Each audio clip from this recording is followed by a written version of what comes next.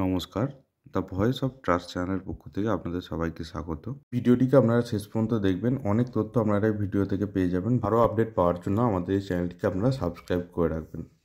নিয়োগ দুর্নীতিতে চাঞ্চল্যকর তথ্য উঠে আসছে এবং ওএমআর যে বিক্রি হয়েছে তা প্যানেলের আগেই পেপার মিলে বেচে দেওয়া হয়েছে ওএমআর। ভিন রাজ্যের পেপার মিল, কোথাকার? ওড়িশার পেপার মিলে কাঁচা মাল হলো ওএমআর।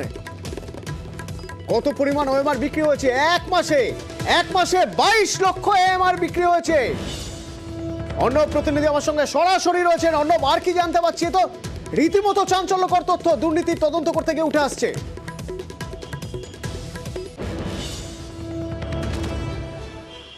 দেখো, প্রাথমিক নিয়োগ দুর্নীতির সব থেকে বড় দুর্নীতির অভিযোগ যেটা ছিল তা হলো 2014 টেট এবং 2016 নিয়োগ প্রক্রিয়াকে ঘিরে।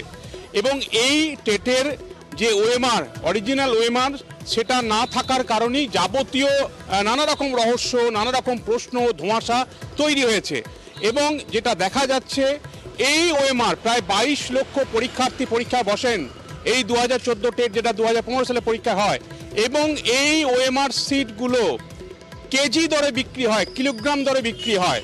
এবং যদিও আইনের পরিভাষায় এটাকে হস্তান্তর করা বলা হচ্ছে, সেটাকে রিসাইকেল বিন করার জন্য, কিন্তু এই রাজ্যের প্রায় 22 লক্ষ পরীক্ষার্থীর ওএমআর এর যে কপি, ওএমআর যে স্ক্যান কপি, সেগুলি বিক্রি হয়েছে এবং 3টে কোম্পানির মাধ্যমে সেটা হস্তান্তর হয়ে ওড়িশার বালেশ্বরের একটি পেপার মিলে সেগুলিকে রিসাইকেল বিন করা হয়েছে বা নষ্ট করা হয়েছে।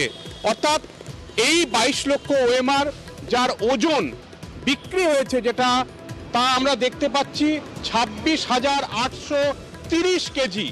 অর্থাৎ 26,830 কেজি এই ওএমআর বিক্রি হয়েছে, যেগুলি ওড়িশার একটি পেপার মিলে, বালেশ্বরের একটি পেপার মিলে এগুলিকে বিক্রি করা হয়েছে, সেগুলিকে রিসাইকেল বিন করার নামে।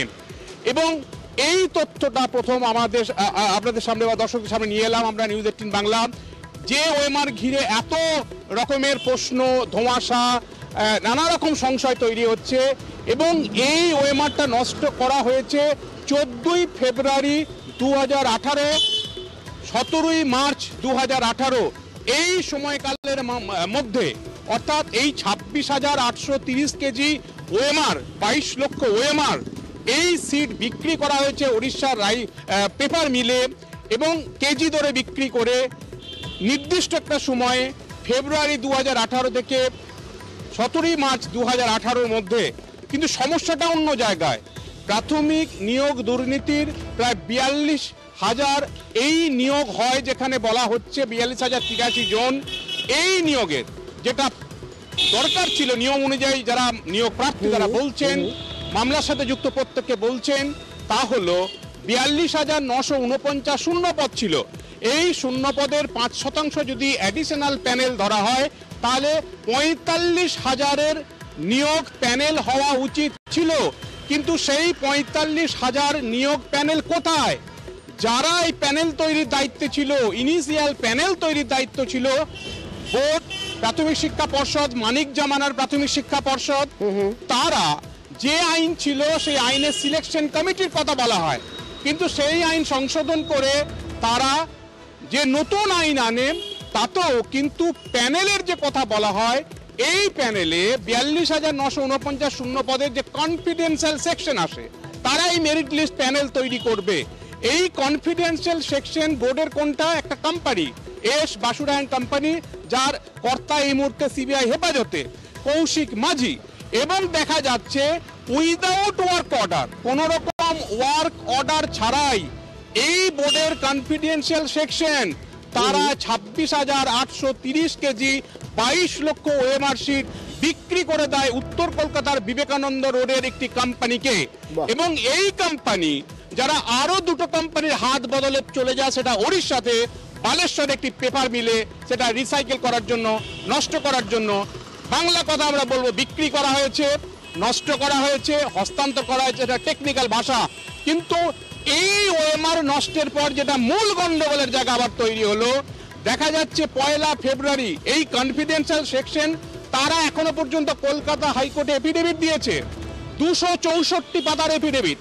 এবং সেখানে তারা বলছে প্যানেল এই ওএমআর সিট নষ্ট হচ্ছে উড়িষ্যার পেপার মিলে কখন 17 মার্চ 2018-র মধ্যে, কিন্তু তারপরে এপ্রিল 2018 তারও পরে 10 বার নতুন করে প্যানেল প্রস্তুত হয়েছে, যেটা ইমেলে পাঠানো হয়েছে পর্ষদের অফিস থেকে এই কনফিডেন্স সেকশন অফিসে 2211 জনের প্যানেল প্রস্তুত করা হয়েছে।